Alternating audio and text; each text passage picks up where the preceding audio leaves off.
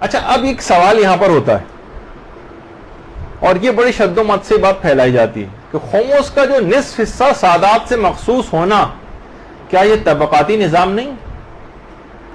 کیا یہ ریسزم نہیں؟ کیا یہ نسل پرستی نہیں؟ اور معاذاللہ ایک صاحب نے تو یہاں تک اپنی کتاب میں لکھا ہے، جس کو لوگ پڑھتے ہیں اور پھر باقاعدہ سر دھنتے ہیں، کہ گویا ایک لحاظ سے رائل فیملی کا ایک حصہ قرار دیا گیا ہے معاذاللہ۔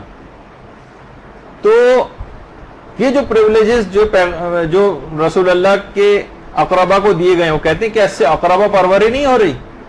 کیا یہ اسلام کے اجتماعی عدالتی نظام کے نظریے کے سے متصادم نہیں؟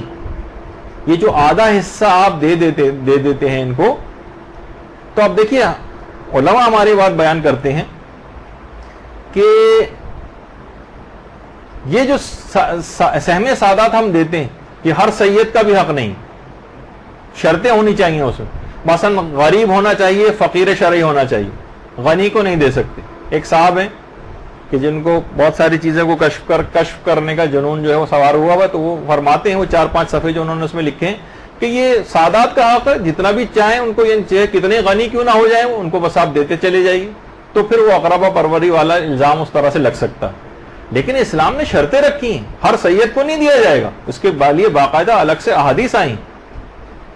ایک تو غریب ہونا چاہیے، سال کی جو جتنی بھی اس کی ضروریات ہیں اس سے زیادہ نہیں ہونا چاہیے، سال کے اخراجات سے زیادہ، مثلا 1 سال کی حد تک فقط دے سکتے ہیں۔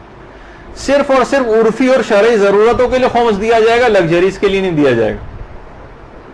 مثلا گھر میں گاڑی کھڑی ہوئی، وہ کہے گا لیکن مجھے تو رولس رائس لینی، یہ نہیں چلے گا۔ بے نمازی کو نہیں دیا جائے گا، فاسق و فاجر جو کھلا جو گناہ کرتا ہے اس کو نہیں دیا جائے گا۔ اگر عورت کا پردہ اور حجاب صحیح نہیں ہے، وہ بے پردہ ہے، اس کو نہیں دیا جائے گا۔ مرد مثلا اگر داڑھی مونڈ رہا ہے اس کو نہیں دیا جائے گا۔ اور یہ بھی یقین ہونا چاہیے کہ اس پیسے کو مال حرام میں خرچ نہیں کرے گا، اور آپ کا واجب النفقہ بھی اس کو نہیں ہونا چاہیے۔ ہم یہ نہیں کر سکتے کہ ہم نے خمس نکالا اور اپنی مثلا زوجہ کو دے دیا کہ بھئی یہ سیدانی ہے اور ہم نے اس کو دے دیا، نہیں، یہ نہیں چلے گا۔ اپنے واجب النفقہ کو بھی نہیں دے سکتے، اس کے لیے سب کے لیے الگ الگ دلیلیں۔ تو آپ خود بتائیے معاذ اللہ کہ کسی رائل فیملی کے لیے اتنی شرائط کبھی ہوتی؟ اقربا پروری یہ کب، اقربا پروری میں ساری چیزیں کب دیکھی جاتی؟ نسل پرستی اور طبقاتی نظام میں تو بلا تفریق دیا جاتا ہے، بلکہ امیروں ہی کو نوازا جاتا ہے، لیکن اسلام نے اتنی ساری شرطیں لگائی۔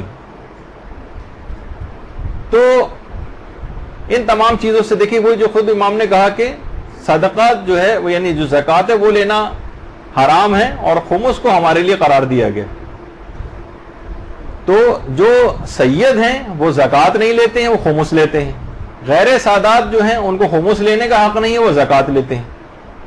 کسی کو خمس سے نوازا گیا ہے، کسی کو جو ہے زکوٰۃ سے، تو ہر ایک کو اپنا پورا بھرپور جو ہے حق دیا گیا ہے۔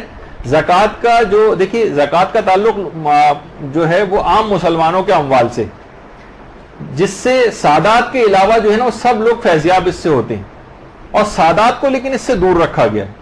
اور دور رکھنے کی وجہ یہ تھی تاکہ مخالفین کو یہ بہانہ نہ ملے کہ پیغمبر نے اپنے رشتہ داروں کو خمس کے ساتھ ساتھ ہمارے جو عام اموال جو ہمارا حق تھے ان پر بھی قابض بنا دیا، تو پیغمبر نے ان سے سادات کو دور رکھا ہے۔ اب ظاہر ہے کہ غریب سادات کی بھی ضروریات کہیں نہ کہیں سے تو پورا ہونا تھی نا، زکوٰۃ تو ان پر حرام قرار دے دی گئی تھی، لہٰذا اس کو خمس کے ذریعے سے پورا کیا گیا۔ پھر ایک صاحب نے یہاں تک لکھا کہ سادات کرام کے لیے اتنا عظیم بجٹ کیوں رکھ دیا گیا بھائی؟ کیونکہ وہ کہتے ہیں اگر ساری دنیا کے لوگ مثلا اپنا خمس نکال دیں تو سارے سادات ایک ہی دن میں ارب پتی ہو جائیں گے، ہر سید ارب پتی ہو جائے گا۔ جب سب غنی ہو جائیں گے پھر خمس کس کے پاس جائے گا؟ اول تو یہ خیالی قسم کے مسئلے ہیں، قیاسی مسئلے ہیں، ایسا کبھی ہوا نہیں ہے، نہ کبھی ہوتا نظر آتا ہے۔ لیکن چلیں تو دیکھیے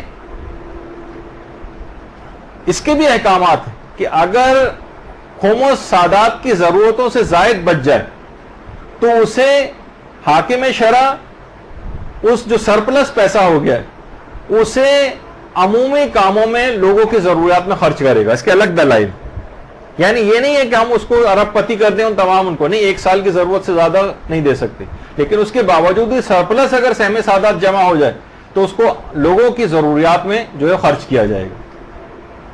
ٹھیک ہے، اسے لوگوں کی ضروریات میں خرچ کیا جائے گا، جتنا بھی خمس آئے، یعنی بلا امتیاز، خواہ وہ فقیر ہو یا غنی. لوگ یہ کہتے ہیں کہ بھائی وہ خواہ فقیر ہو یا غنی، فاسق ہو یا فاجر، بے نمازی ہو، سال بھر کے اخراجات، اس کو تمام لوگوں کے اوپر جو ہے یعنی پورے کا پورا جو ہے سادات کو دے دو، ان میں کوئی بھی شرط نہیں چاہے وہ ارب پتی کیوں نہ ہو جائے. نہیں، ایسا مسئلہ اس ہمارے فقہ میں نہیں. اور خود دیکھیے یہ سب چیزیں رسول اللہ کے زمانے سے یہ سسٹم بالکل صحیح چلتا رہا. بعد کے لوگوں نے اس کے اندر بہت سارے انحرافات کر دی. حکم خمس میں لوگوں کی طرف سے تبدیلیاں کی گئی کہ سب سے پہلے تو خمس کو صرف جنگ کے مال غنیمت تک محدود کر دیا گیا. اس کی بھی کچھ وجوہات ہیں لیکن جو ابھی ٹائم نہیں. دوسری تبدیلی یہ کی گئی کہ اللہ کے سہم کو ختم کر دیا گیا، کیا اس کو ضرورت نہیں. تیسری، رسول اللہ کے حصے کو بھی رسول اللہ کی وفات کے بعد ختم کر دیا گیا. چوتھی تبدیلی یہ کی گئی کہ ذی القربہ، اس کی تو الگ سے بھی انہوں نے کہا کہ حاکم جو وقت ہے اس کے رشتہ دار اس سے مراد ہیں، لیکن پھر بھی اگر جو حقیقی ان کے ورثہ بھی تھے رسول کے، یعنی امام، ان رسول اللہ کے انتقال کے بعد ان کو بھی ان کا حصہ نہیں دیا گیا. اور آخری چیز ہوگی کہ جو حکام جور تھے، ظالم حاکم تھے، پورے کا پورا خمس ان کے اختیار میں دے دیا گیا. تو رسول اللہ کے زمانے تک تو سب کچھ ٹھیک ٹھاک چل رہا تھا، لیکن اس کے بعد پھر اچانک سے اس تمام چیزوں کے اندر ایک وہ تبدیلی واقع ہوئی، اور اس کے بعد پھر اس کے اندر انحرافات آتے چلے گئے. شروع میں کوئی اختلاف نہیں تھا، بعد میں بھی جتنے بھی آپ کو اختلاف جو علماء کے اقوال کے اندر خمس کے سلسلے میں نظر آتے ہیں، تقسیم خمس کے اختلافات، لیکن اصلاً وجوب خمس کے اندر کوئی اختلاف نہیں.